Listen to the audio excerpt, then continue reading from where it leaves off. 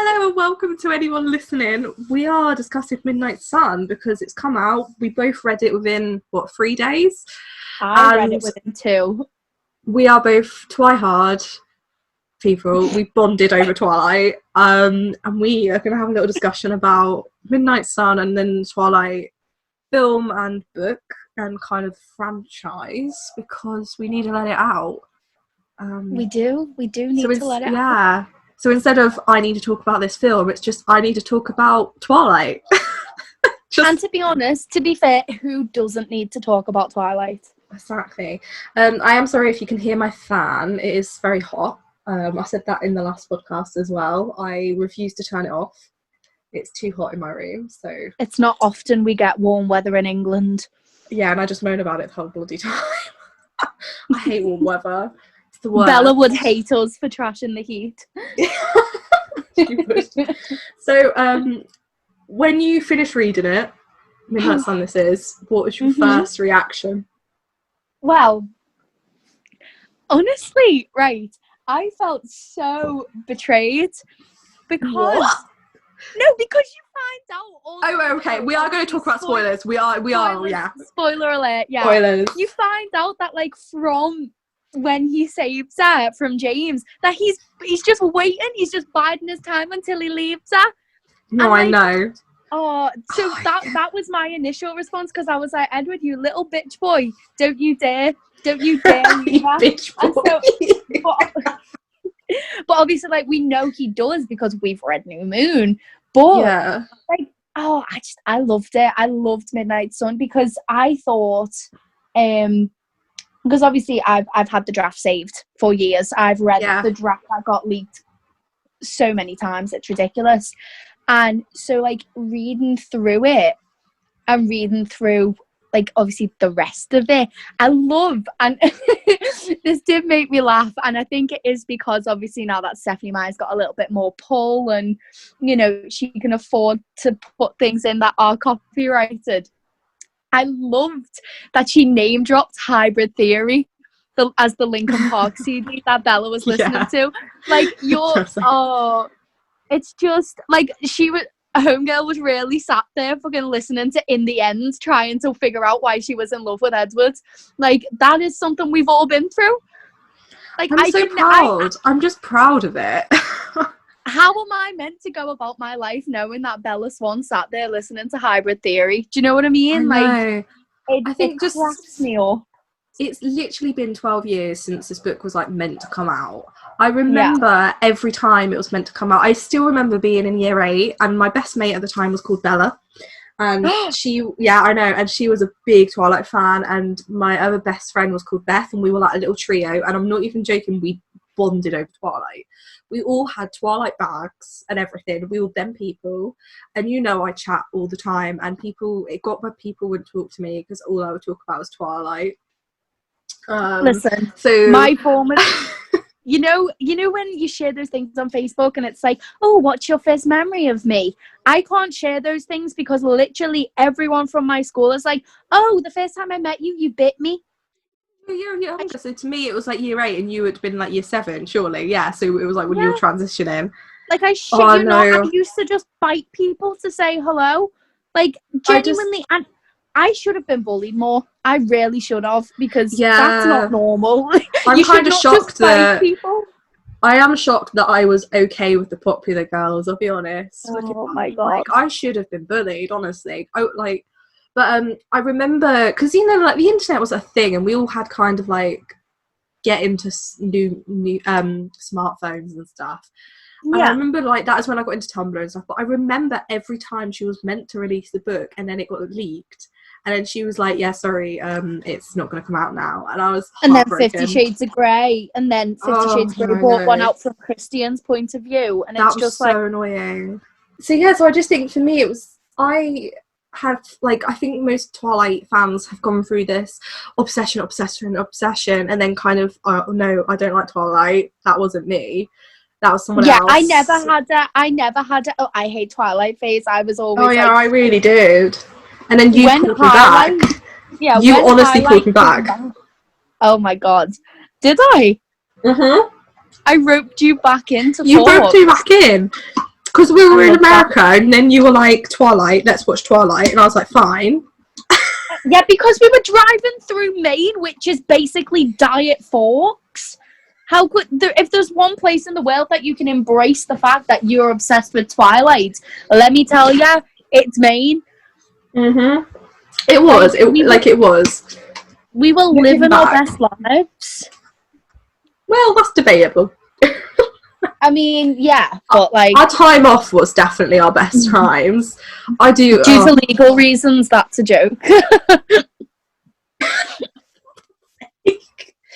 But I'm with you on, like, when I finished the book, I was a bit like, Edward, don't you dare. Edward, no. Edward, no. Like, well, no. You know what?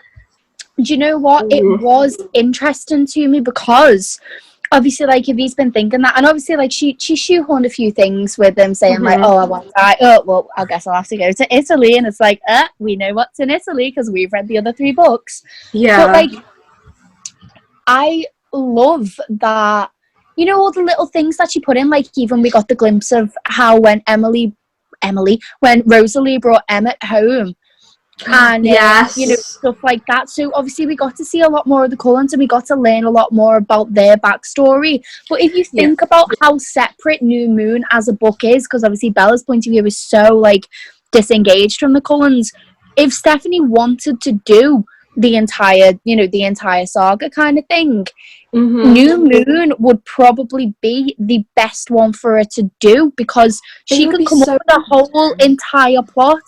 Like, she has got completely free reign within this universe, which isn't something, like, unless you're doing, like, a prequel, or like she did the short Second Life of Britannia. It's not something that, you know, you're kind of confined by the laws of your own canon. But with New Moon, she's got the potential to actually just write a whole new story, because we don't know what's going on with the Cullens. Do you know what I mean? We don't. Like, there's so much potential for that, and I really, even if it takes her another 15 years, I will still be sat here waiting for it. I really hope that she does the rest of the books from his point of view, because obviously I know he's kind of disengaged with the Cullens as well, but even just what Edward does, like, she threw in so many little things about his past, about, like, Carlisle, like, about Carlisle, about, like, you know, just all little stuff that we didn't get to see, and it was really, really refreshing and interesting to see it. So I for one am very excited for what she could potentially do with New Moon. I think I might have to, like, make a new Twitter account just to at her every day. Absolutely. Just be like, yeah, can you New Moon from everyone's point of view? Hi, Stephenie. New Moon? Miss Meyers. You're right. I think I do want to know what's going. I think so. Can I just, like, gush for a moment? The way she wrote Edward's mind reading was amazing. Yes. I think in everyone's head we just thought he could just read minds, but it's the way that he can actually kind of see through people's minds that I don't. Yeah. I haven't read Twilight for ages, and I am only now rereading it, and I've not even got to the bit where they, like, she says, "I know what you are," so he's not even explaining anything yet. And I just, oh my god, like, right, okay. We were robbed in Twilight, and I know this is just because Stephenie Meyer, I honestly think oh my god, I can't even get my words out. There were so many points in this book that I was like, you definitely knew what Edward was doing the whole time. She had it in her head. Because, for example, the videotape that was in the film and it's in the book comes back into play, and I was like, that was a loose end. I didn't even realise it was a loose end. And then that bloody car chase, we were robbed a car chase. That was my favourite chapter. It was so interesting to see, like, obviously, because obviously Alice sees the future, to watch her bounce through all the possibilities. And then I think it's the line when he says because it's obviously, like, the route of how they get to the hospital and everything, isn't it? And then he says, and then I walked through the doors and prepared to live it, to see it all again for the first time. Oh my god, that got me. I loved that phrase, to see it all again for the first time. And I was like, oh my god. And when he says, like, obviously because he sees ahead that, like, he's going to lose the wing mirrors, and he goes, like, Jazz, Emmett, I'm going to lose that. Can you give me visuals? And they turn round, and through reading their minds, he can see where he's going. Like that. And that was genius. It was amazing. Yeah. And one thing, and I even said it to you because I was Snapchatting you as I was reading it. Mm-hmm. One line that I absolutely love from Breaking Dawn is it's when Bella, she says, I took a deep breath and found that there was no relief tied to the action. And I should have tabbed it because she uses it again. She uses that line again. She's definitely on Tumblr because that line has been brought up on like Tumblr. But she uses that line again in relation to Edward, and he says something I think it's when he's hunting, when he's feeding, and he's like, I drank and drank and found that there was no relief tied to the action. And I was like, that turn of phrase, that's too unique a turn of phrase for it to, you know, and I loved it. I love those little throwbacks and those little callbacks because you can see how much she's come on as a writer, and you can see like. Sorry, did you notice the little diss to 50 Shades of Grey? Yeah, with the publisher. Yeah, no, there was a bit where the mum was like, the nurse was like, oh, did you just come from Florida, Georgia? And she was like, no, Florida. And it's because in 50 Shades of Grey, they set it in Georgia, not Florida. Oh, yeah. And I was like... I wasn't onto wow. that, but the other one, when he asks her, like, what would be your dream job? And she goes like, oh, well, I'd like to be a publisher, but that's a little bit far out because in 50 Shades of Grey, Anna's a publisher. She's a publisher, yeah, but I assume, I don't know why, because I haven't read Twilight, honestly, for 10 years. I just weirdly thought that was the original anyway, and that's where the idea came from. And that's, do you know what? One thing that I did love about this is she wasn't, you know what I was saying before about like the constraints of your own canon? One thing that she wasn't afraid to do was kind of give us conversations that weren't in the original. Do you know what I mean? Because I feel like Bella didn't even bother to tell us. Yeah, I feel like it's like so many people would be like, oh, why would you want it from the other point of view? Like it's just, but like she added in, and obviously that is with the liberty she's able to I have take, an example of why we needed the other point of view. Yeah, but like, well, we'll get to that in a second. But like, you know, when he's telling, she even changes it up because even when he's telling Carlisle's story, and he says then he swam to France, and she's like, he swam to France, and he's like, people swim the channel all the time. Like the way she phrases that, like she missed out some of what Bella said and just said like, oh, she gave a startled reaction, and then do you know what I mean? Like she changed up the conversations, and like if there was bits that she knew had put in the first book, she'd missed them out. And I feel like obviously I'm gonna have to go back and reread and tab everything in both Twilight and New Moon to like line it up. But she kind of, one thing that I've always loved about the books and about Book Edward and Bella is how well they get on and how much they chat and how much they snark at each other and stuff. And she gave us so much of that. Like she gave us so much more, and it was so brilliant to read because like these are characters that I've loved for like 15 years, you know what I mean? God, I know. It's making me feel old. It's like, I know. Because it's like she's given us so much more of what she knew we loved, and she wasn't afraid to be like, oh, but I didn't put that in the first book. She's just give us it because she knows we'll just accept it. No, I think it's just the book was so. Can also when I was reading the car chase, I'm sorry, I'm still not over it. The car chase was how well it kind of patterned New Moon, and New Moon, her like Bella trying to get to Edward, and I just love that they both. I've just got chills. Both of them did a car chase to get to each other, and like basically didn't care about anything. They, you know, the police could have been going after. Well, the police were. That's the thing. The police got involved, and I was like, oh my god. I wish I actually was scared right now because I have just actually lost my shit at that. Like, but that's the thing. I literally was saying, because my mum, bless her, I was telling her the odd thing as I was reading because I couldn't tell anyone, and she was like, when I said about Edward's past with them few years, he went off without Carlisle and started killing people if they had like impure thoughts, how he puts it. I literally told her about it, and she was like, that's a film in itself. And I was like, the thing is, I'm going to say Midnight Sun is my favourite. Alright, I know it's my favourite. It's not that it's better than Twilight. I just think it was much more gritty. It was much more dark. Edward is me. I relate to him so much, the way that he overthinks everything and then will still say the wrong thing, basically, or say something that sounds horrible, or he sounds and that's mean. that on 100-year-old anxiety disorder. Right. But it's just like, for example, like I said, that bit of him only killing men and women, I assume, that's valid. What's valid. And it's just that, and then us finding out more about Rosalie and Emmett, that again, I just think you could literally do like a film. I don't want it to be made into a film, because I know it won't, because it is literally Twilight from Edward's point of view, and they'll have to recast it all now. It's the same with like made into a film in like 15 years when people are ready for a new cast. 100%.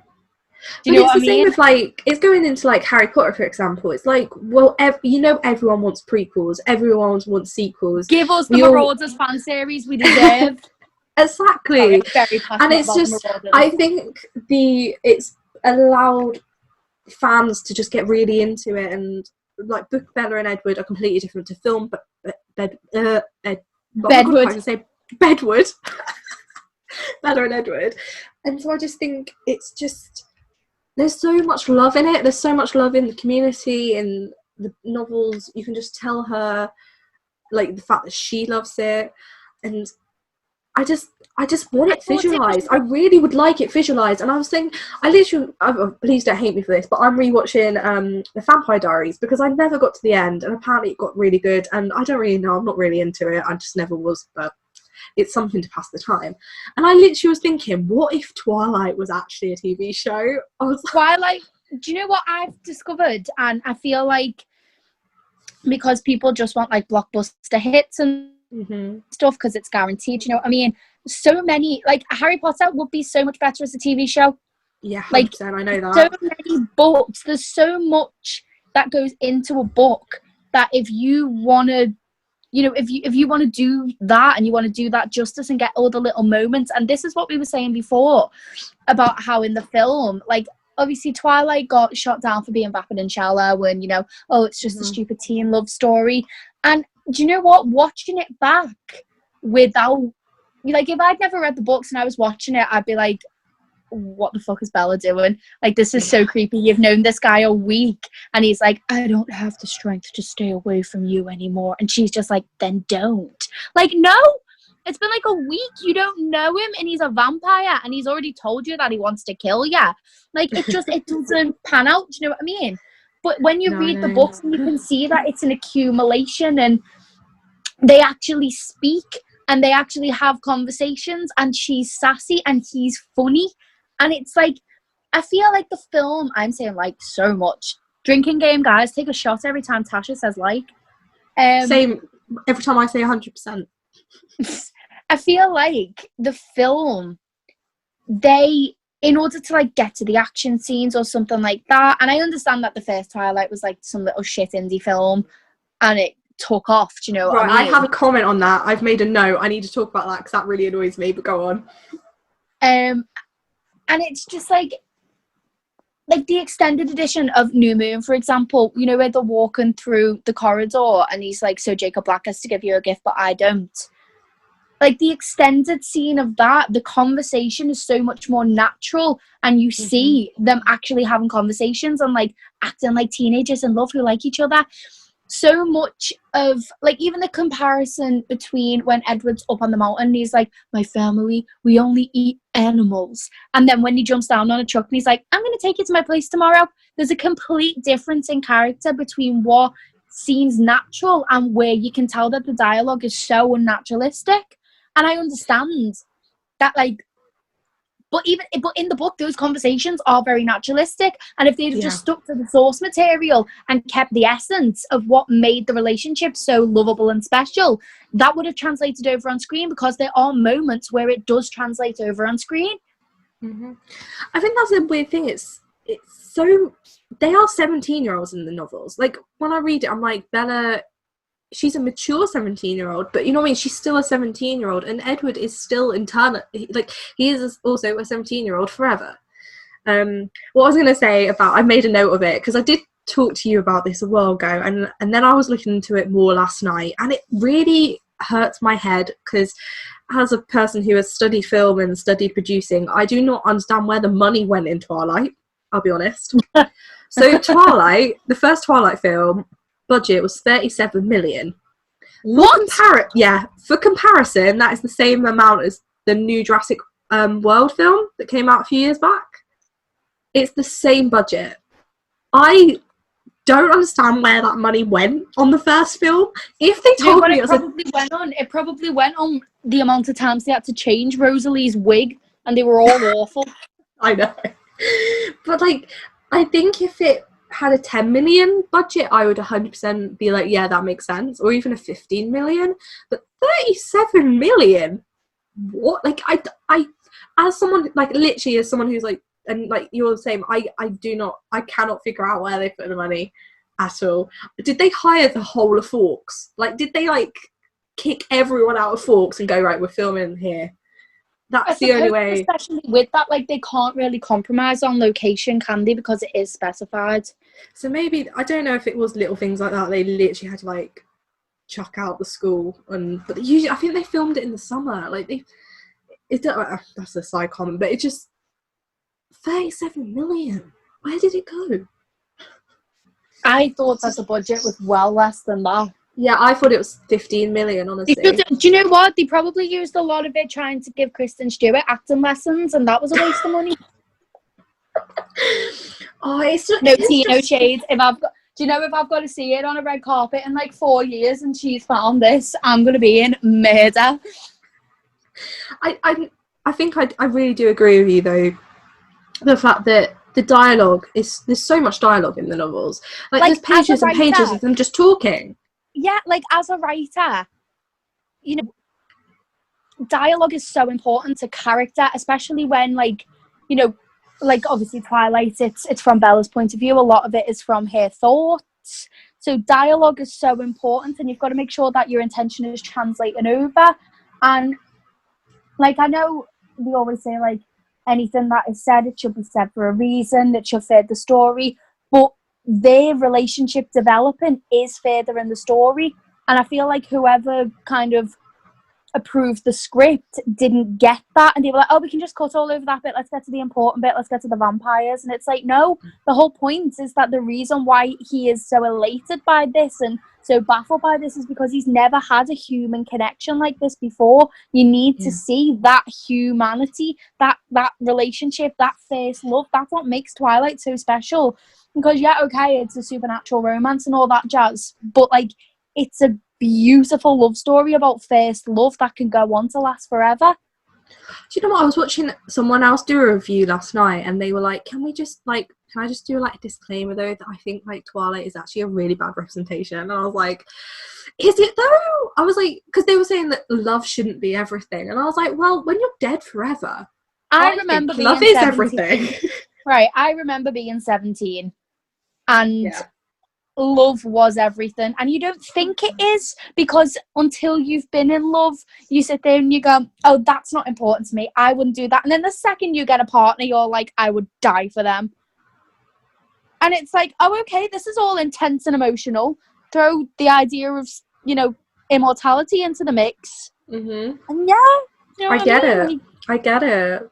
I'm like, I get it, Edward. I get it, Bella. I'm picking up what she's putting down. Like, one thing, just a quick note, I'm trying to backpedal here in case Kristen Stewart ever hears this and has a go at me. We were looking, because we watched Twilight last night, and obviously one thing that everyone takes the mick out of her for is how much she blinks. Mm-hmm. And I was watching it and I was like, her eyes look really, really, really dark. And I was like, is she a natural, like, does she naturally have brown eyes?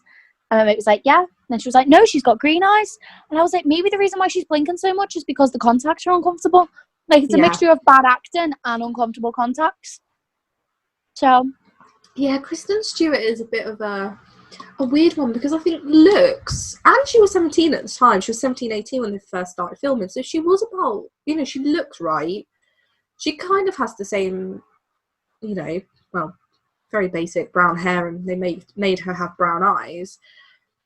And it's not that Robert Pattinson is, I love him. I you know, I'm a little bit obsessed. Like, he's been my love for many, many years. right. Little thing I noticed about the books was that all the chapters are the same name. Well, not all of them, but most of them. I thought that was quite a nice little detail. I was like, well done, Stephenie. I love that. Do you know one thing I really, really did like was, and obviously I knew that some kind of parallel was coming because of the front cover, but I love how he references their relationship as Hades and Persephone. And he's like, oh, the pomegranate scenes, here being trapped in my world. And I was just like, oh, maybe it's just because I'm a slut for Greek mythology, especially Hades and Persephone. But like, 100%. I loved that parallel. And obviously the fact that like they always meet in the meadow and it's like springtime and stuff like that. Oh, I forgot how extra he was with the meadow. He's so extra. He finds it and he like plans it out. He has to go through it without Alice like 20 times. Do you know what? We love a prepared boy. We love a committed boy. He's so socially anxious. It's brilliant. Oh my god. I wish my friends would put that much effort into loving me. Same. Most of them just want to kill me without the effort and romance. I did notice in like the chat, right, this is what I was saying about reasons why I love Midnight Sun so much, because Edward is an extra drama king. He overthinks everything.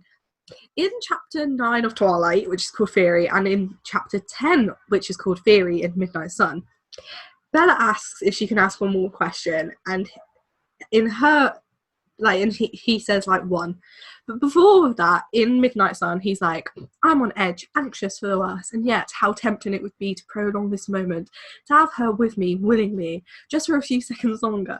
I asked at the dilemma and then said one. But in Twilight he sighed one. Just that example. It's like, I love him so much. He's such a disaster. Why is he me?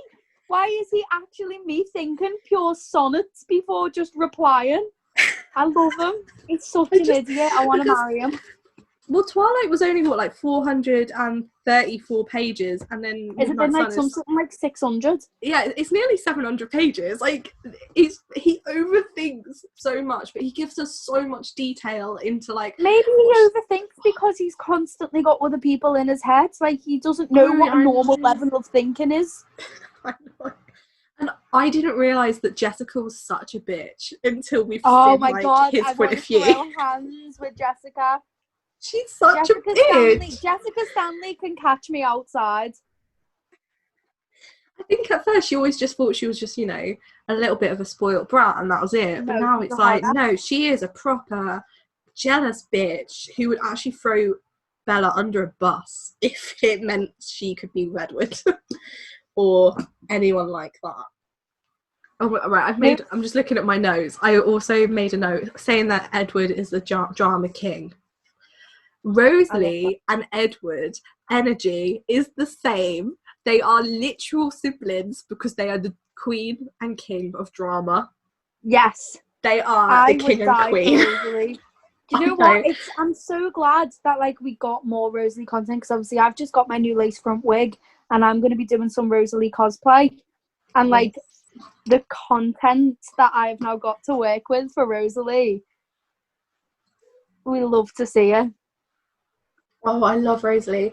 I think she, even though like I always say like Edward is the one I relate to most, I do also really relate to Rosalie. Like, I don't think I'm the most prettiest person or anything, but I think I can see why someone would be so annoyed at having to live forever, especially when they wanted a family and they, she is grateful that Carlisle saved her, and then Emmett is just... I want more about Emmett, can I just say? I was waiting to find out more about him and his backstory in a way, because all we really know is he was killed by a bear and he was 20, and that's about it, and he loves...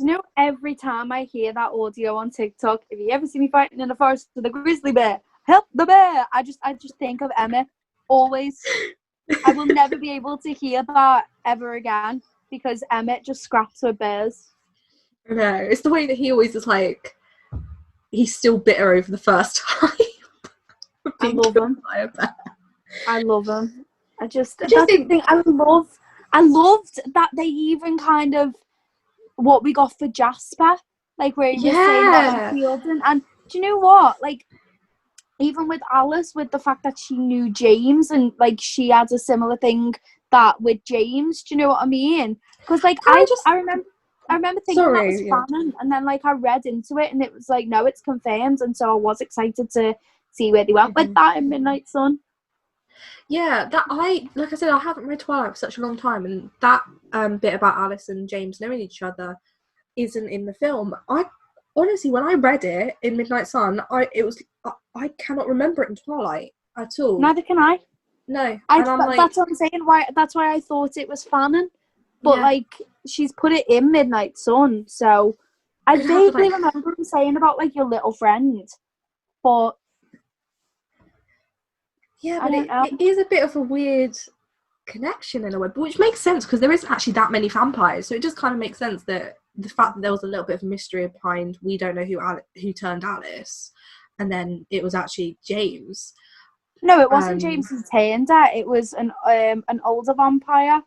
Because James was hunting her.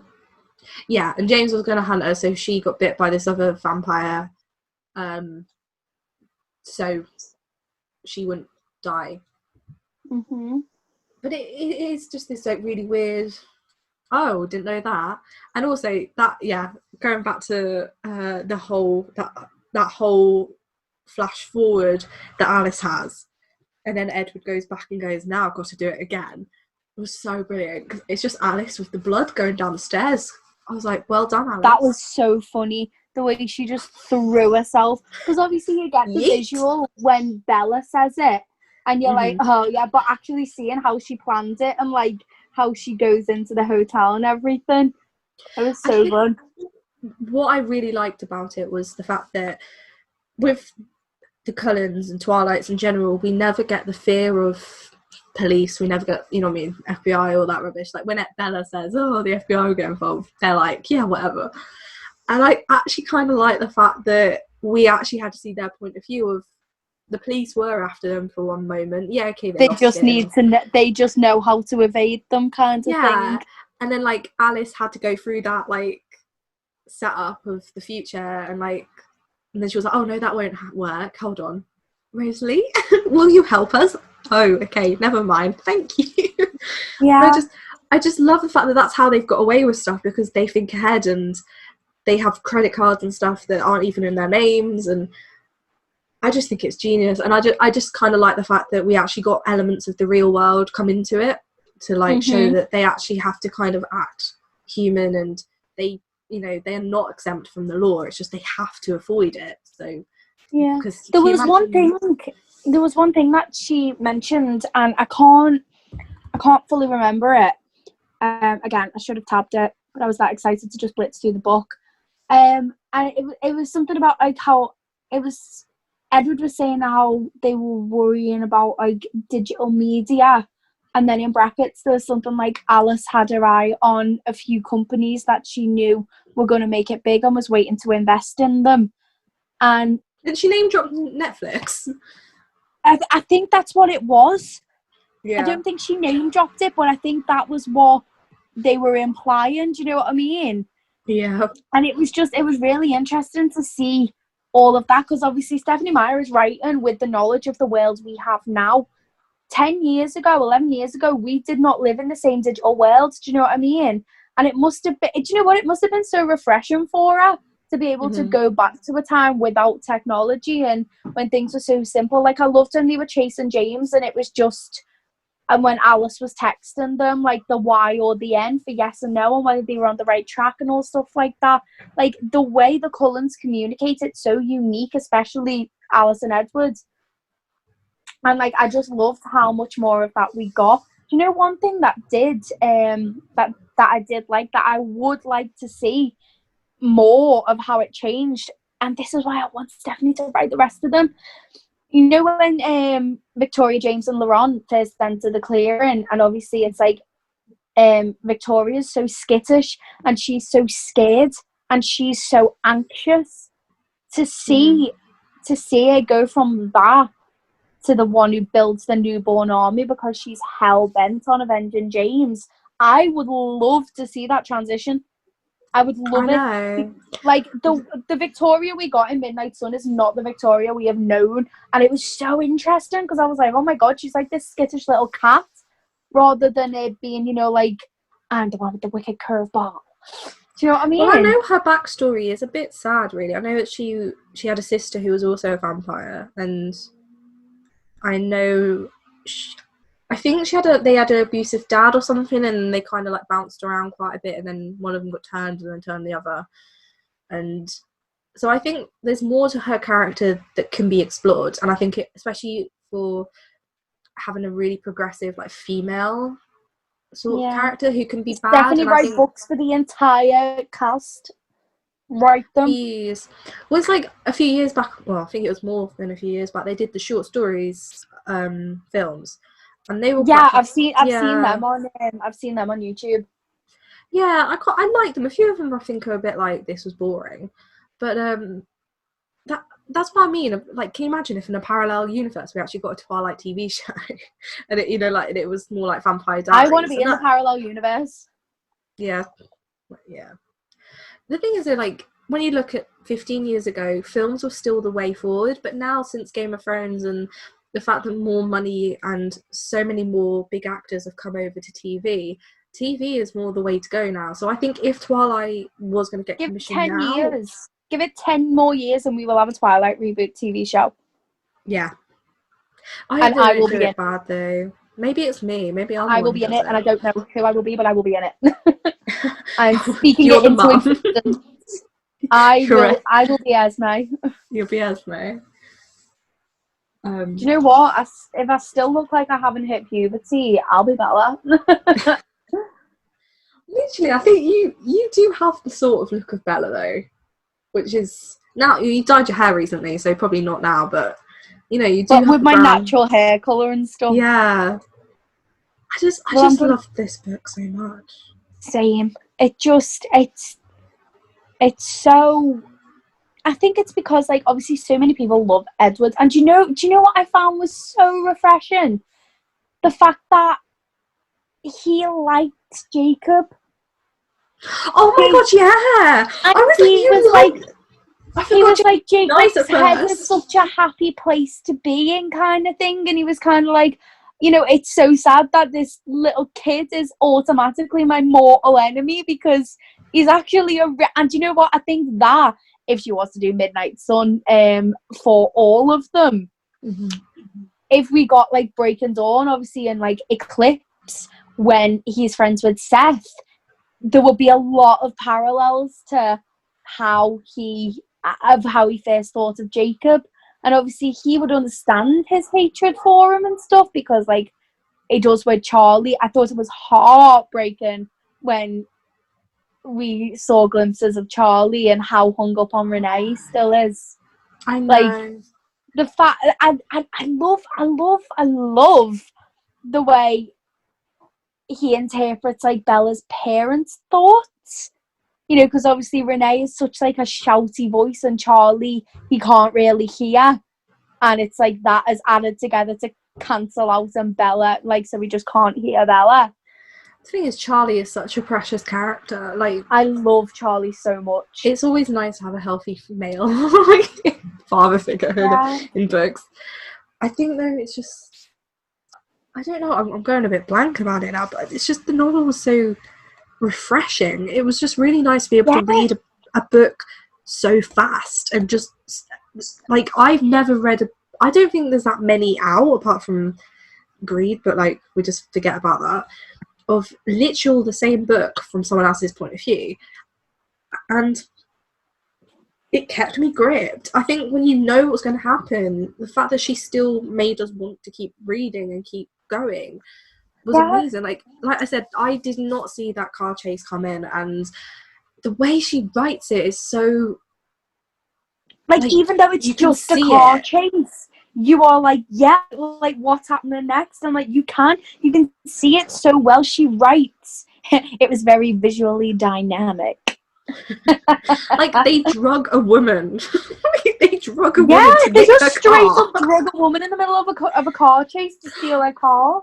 Oh, that reminds me, I have one note about Carlisle. Can we just I again cannot remember this in Twilight, Carlisle was the one who sorted out that guy who was going to rape and kill Bella in like the start. I oh my god, I forgot about that. Do you know what?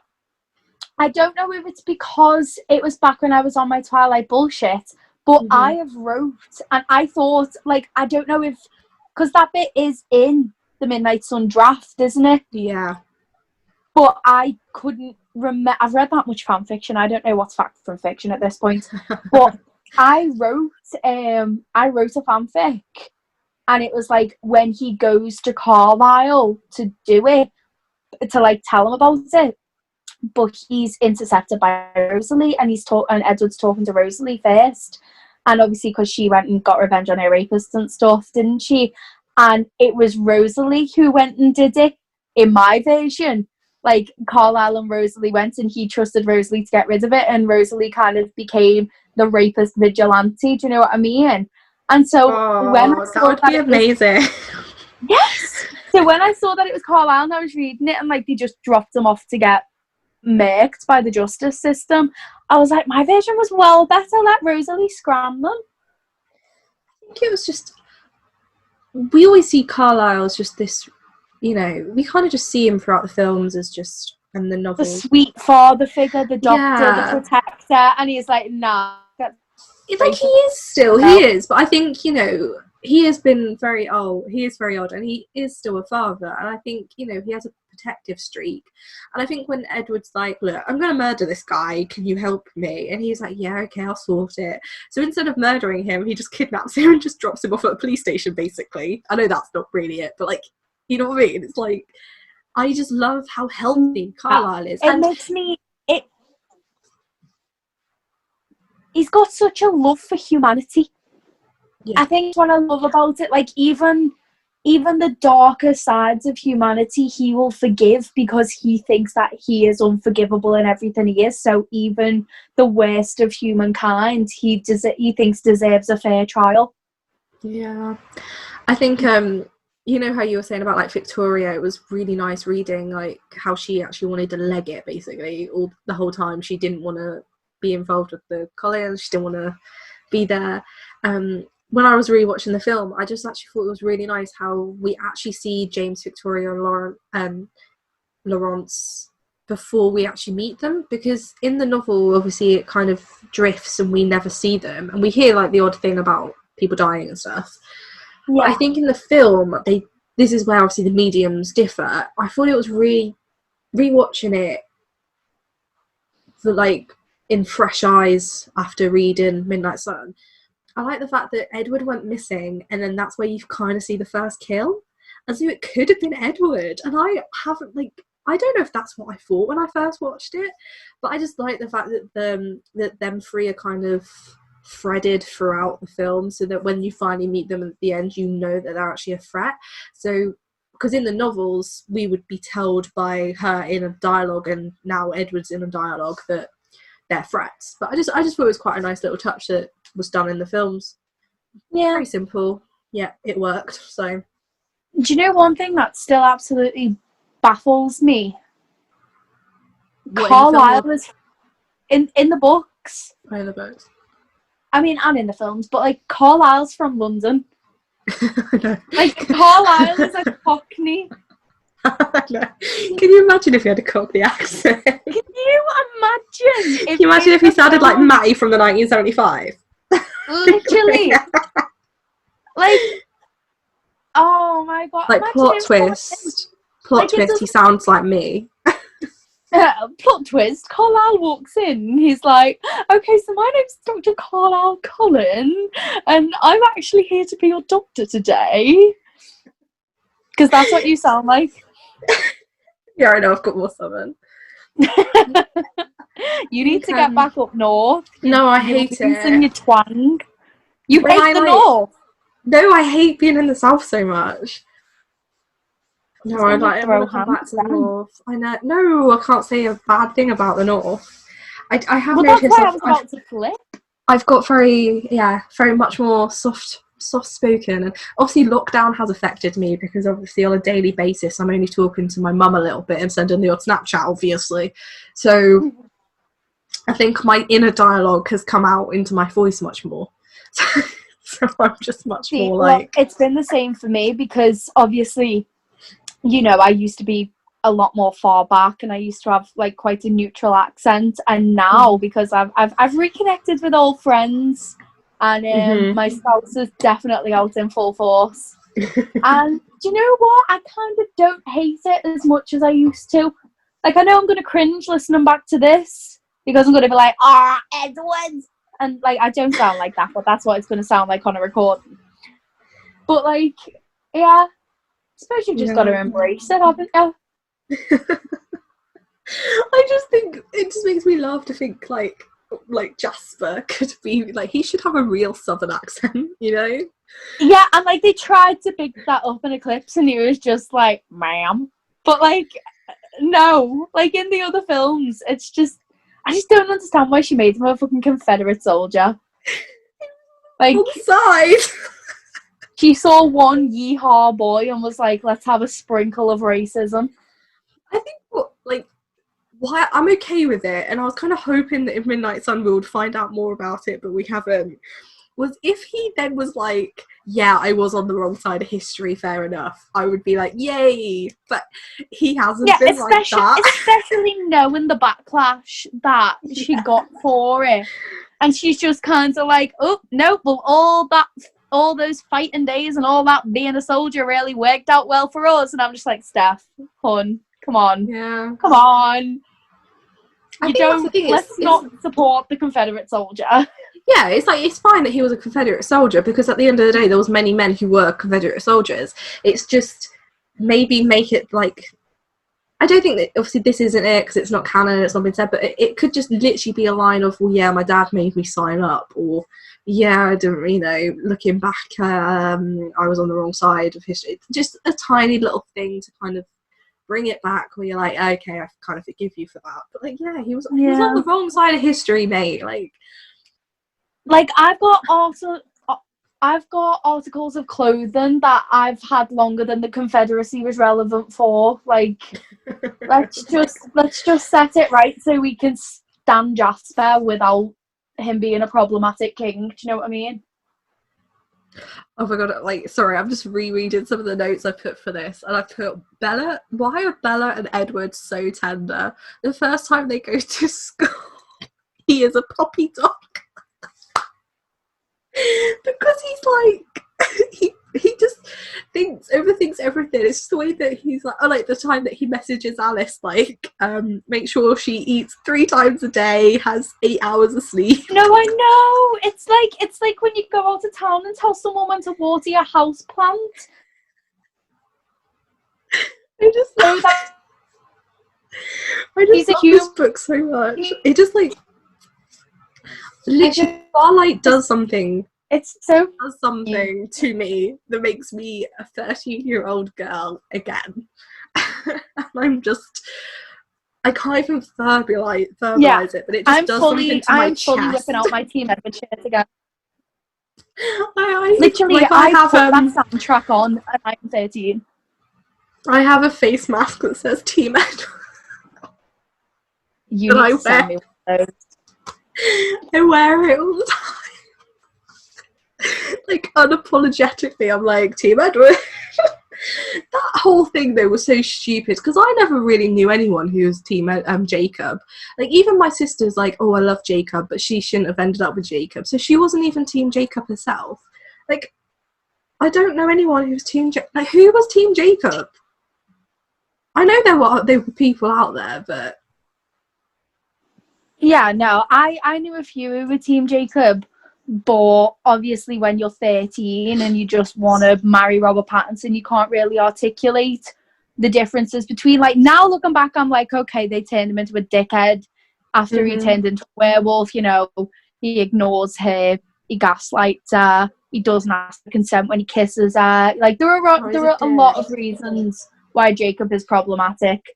But again, that is what Stephenie has written. That isn't, you can't blame the character for the author making him bad. Do you know what I mean? And I feel like it's kind of like what people have done with Harry Potter, where the fans have taken him and they've rewrote him, and they haven't made him fall in love with a literal baby, and you know, they've made him just stay as her best friend because that's what it was. And I think it would have been so much better, especially since Stephenie has shown with the host, back on my bullshit with that she can write like strong, impactful family relationships.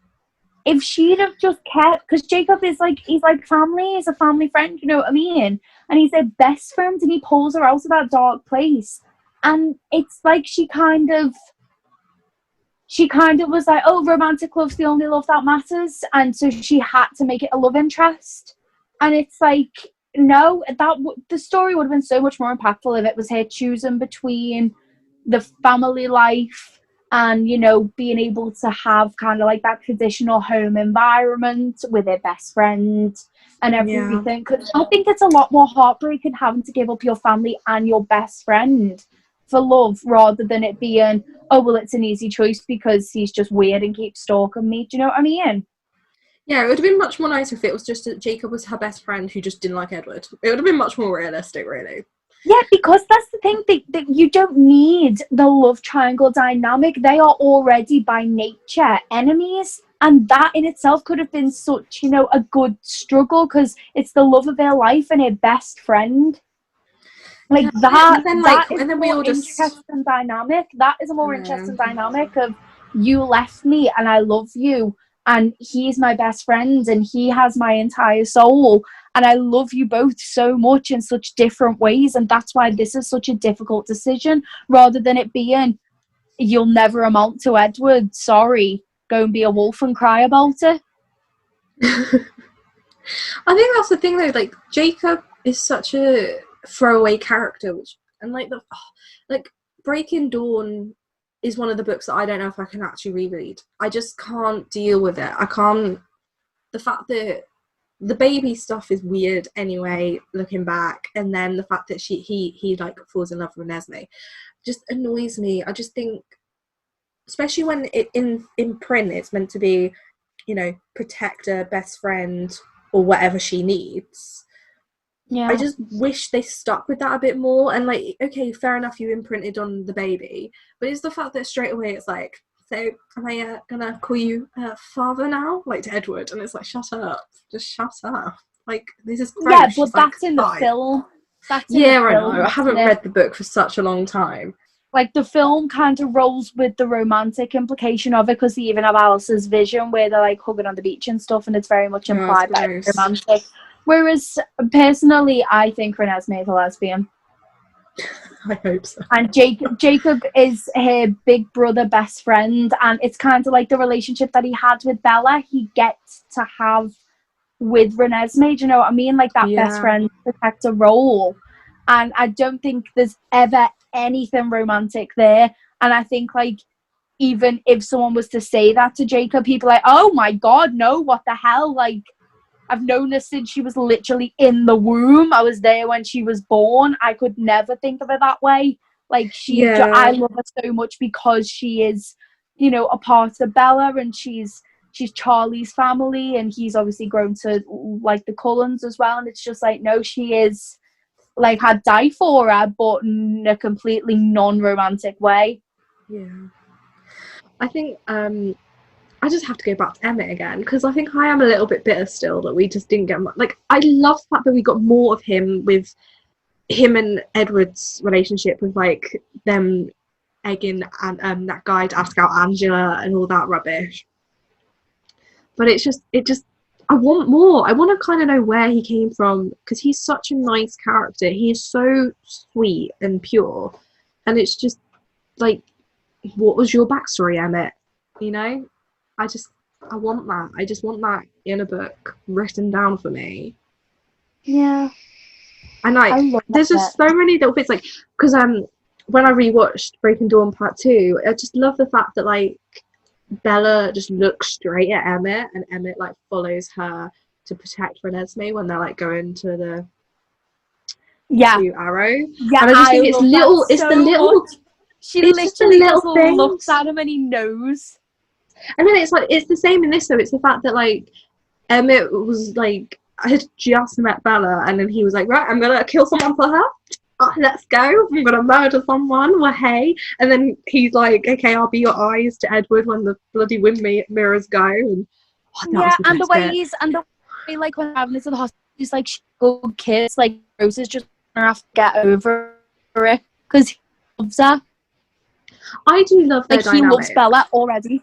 Yeah, they are, because obviously I've read a lot of headcanons and stuff about Emmett and Bella being absolute chaos siblings when obviously she's a vampire, and them just being an unstoppable force of chaos because Emmett will do anything and Bella's like, bet you won't, and they both end up in absolute shit with Carlisle because of it, because they just cause murder. And I love that because that's so in line with the characterization that we've got for him and his dynamic with Bella. And I do just wish that, this is why I hope she does rest, because there's like, so much more. Like, what is Emmett's thing as well? You know what I mean? Because like the rest of them have all done college and stuff. Like, what did Emmett do? You know what I mean? Like, what was his major? I want to know. Why do I want to know this? This is just my obsessive nature. I think it's just he's my favourite character now. He majored in Love and Rosalie and Fighting Bears. It's like, yeah, like he gives off Tumblr posts I always see. It's like when you get a really strong female, and then that like the male who's like a puppy dog who actually could actually break you though. like Emmett really said himbo rights. I just love them. I don't know. I really hope Rosalie is Emmett's one brain cell. Yeah. I love it. I think I'm fascinated by it. I think the more older I'm getting, the more I'm fascinated by like the vampire dynamics in Twilight, because it's such a different way of telling us a vampire story. Because usually it's, you know, oh, they drink blood and then teeth come out, but then you have to be murdered and buried to become a vampire. But in Twilight, it's like, no, it's just a bite and they look like marble and in the sun they shine. I just think, you know, she could do so many spin-off stories about this really rich new way of vampire that she has written. You know, one thing that I found interesting, you know, where they mentioned Siobhan and how they meet up with them when Edward's still like a baby vampire. And it's Siobhan who kind of makes him go off and do it because he's tempted by what she said. It'd be interesting to see how he responded to her then showing up again in Breaking Dawn. Yeah. Like, did we even really get to the point about... We did talk about a little bit about Edward and then a few years or whatever that he went and drank. Yeah. Like, I loved that, like, where he scrammed the paedophile and he still kind of felt bad about it because he was technically innocent, but, like, he knew his thoughts. Like, that's such a bold thing put in a young adult novel, but it was so good. She knows we're not young adults anymore. Yeah, like, to be fair, she knows her demographic is no longer young adults. She knows that it's like the diehard fans who are reading this. But that's you know one thing. Like, it just made me want loads more vampire stories, because I read a lot of vampire-y stuff, and I know you do too. But that is a really good story. Like a vampire who only kills people who deserve it. Like, I want that. And then Rosalie literally was like, I'm going to kill the people who raped me. Yes, Rosalie, go and do that, please. I just want more like, of went that. against her nature and didn't actually, like, drink the blood. Yeah. Do you know one thing that, like, baffles me? Right. So they constantly say about, like, how... I was thinking about this the other night, about how Jasper's covered in scars and stuff off where all, like, the newborns bit him when they were scrapping. Yeah. And it's because he's been bit over and over and over by a vampire. So, you know, in Breaking Dawn, when Bella's being turned and Edward's like, he's biting it all over on her legs, on her arms, and he's licking it to seal the venom, wouldn't she then be absolutely covered in scars like Jasper because he's bit her all over? And she's not, and it's never mentioned. Wasn't Jasper bitten? Wasn't he bitten? Know why he was a vampire? Or am I being an idiot? I think I'm being an idiot. Yeah, but I thought the whole thing is that, like, a vampire's bite stays. Do you know what I mean? I don't know. Yeah, it might, right. Like, that to me, because obviously, like, he's covered in them. So yeah, well, I made a note about Edward. I don't know why I wrote this, because then I read, this was before I got to the part in the novel. It was after I rewatched the film before the novel came out. I was like, so Edward needs to suck the venom out of her, but because his teeth are in her, doesn't that mean he's left the venom in her? And that was just because I had watched the film, and that is definitely what it looks like in the film. But then in the book, he just says suck, so I assume he doesn't put his teeth in. He doesn't have to use his teeth. No, he doesn't. No, it's just in the film it really makes it look like that because of how how Robert Pattinson's like holding it.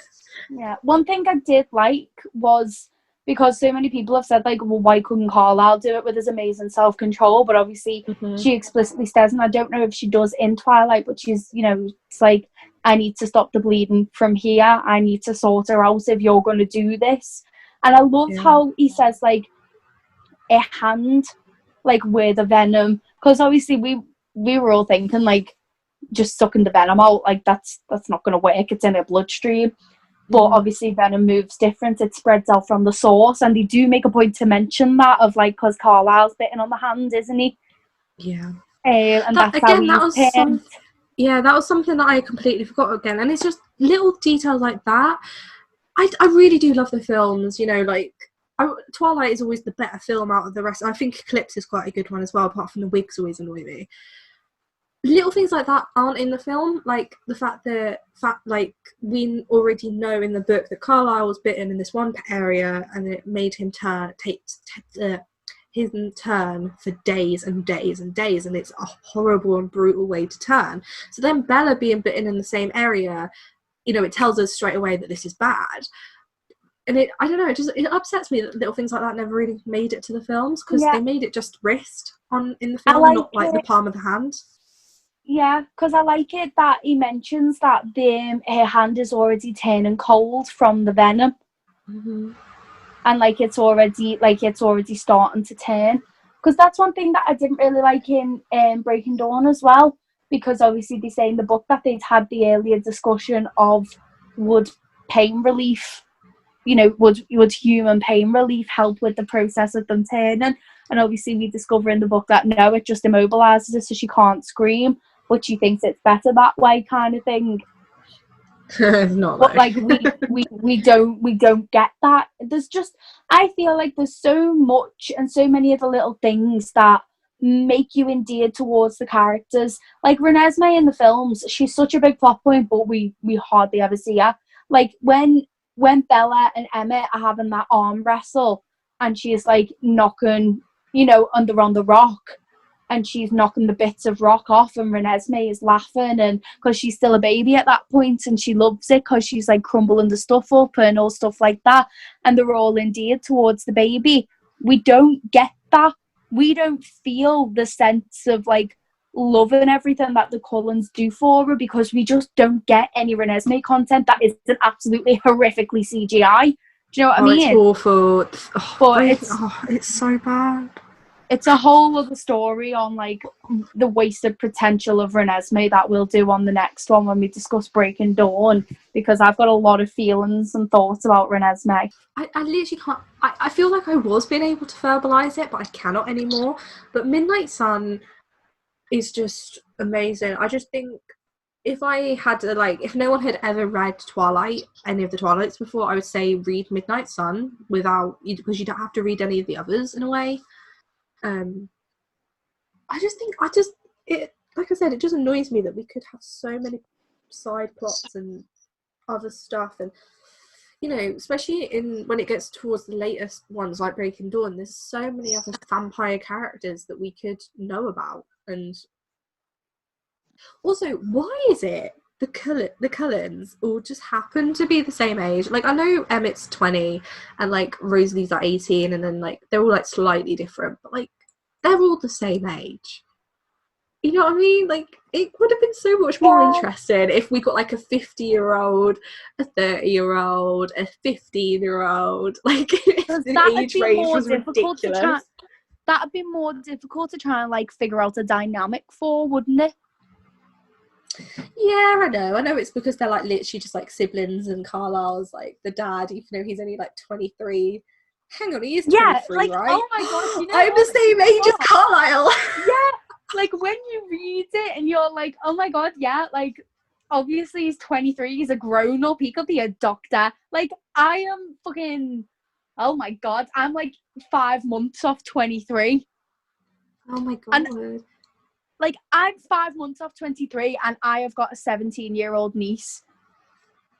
And I could not imagine being stuck as this and her stuck as that forever. And me having to like act like her parents and stuff. Like, oh my god. I know he has many years on us. Like, he has like how many years?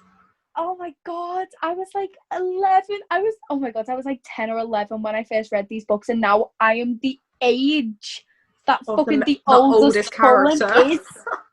Oh my god. This is it. This is our peak now. Nah, I feel like Bella in New Moon. I'm like, every day I get closer to death, change me. Oh my god. I don't know. I can't think of anything else to say about this book apart from everyone should basically read it. And if anyone's listening to this, we've just spoiled the whole thing. But then it's like, can we spoil it? But you can, because of the car chase. I just go on about the car chase all the time because that was brilliant. And then you're like, I don't want the film, but I just want them to film the car chase. Car chase? I love a car chase. Put it as like a deleted scene on an extended edition. We haven't even spoken about the bit that made me cry, and I have a feeling it probably made you cry because I swear it was the same number, because you sent me page numbers. You just sent me a page number, and I swear this was one of the page numbers. Was him in the bloody church crying? Yeah, well, he didn't cry. He prayed. Oh my god! Like, that killed me. I actually, because I could feel it. Like, I could feel his emotion, and like I said, that loose end of this videotape. I didn't even know it was a loose end, and then he watches it and then he prays, and I was like, and not to his god, to any god that will protect her. Like, reading that as a 22-year-old, I was kind of like, the Mormon really jumped out here with the religious imagery, but at the same time it worked. I know. Do you know what I mean? It really did work. No, it was when she said that she loved him in his sleep, for me, that I first went, and I had to like throw the book. It's when like he like towards the start when he literally goes, I love her, and then like she'll say something and he's just like, I love you, like in his brain. I love it. I'm crying. So it's 2020 and I'm crying over Bella and Edward again. Do you know, if I could go back 10 years and tell my 12-year-old self, do you know, when you get to 22, you're still going to be crying over these guys? Do you know what, to be fair, she'd probably be like, mood. It's like that meme, isn't it? Like, look at us now. Who knew? Look at us. Like, lockdown and the re-release of Twilight has made me go back to my 13-year-old self. Like, we've got a new Hunger Games book. Taylor Swift just released an album and I'm fantasizing about Twilight. Like, what year are we in? Well, anyway, that's all we can kind of discuss on this episode. And if anyone is listening to this, thank you very much for listening. Follow my Instagram, follow Tasha's Instagram, and hope you enjoyed Midnight Sun. If you read it, if you haven't read it, please read it. It is actually amazing. It is 600 odd pages of Edward, and I love it. So, yeah, thank you, and thank you for listening. Bye.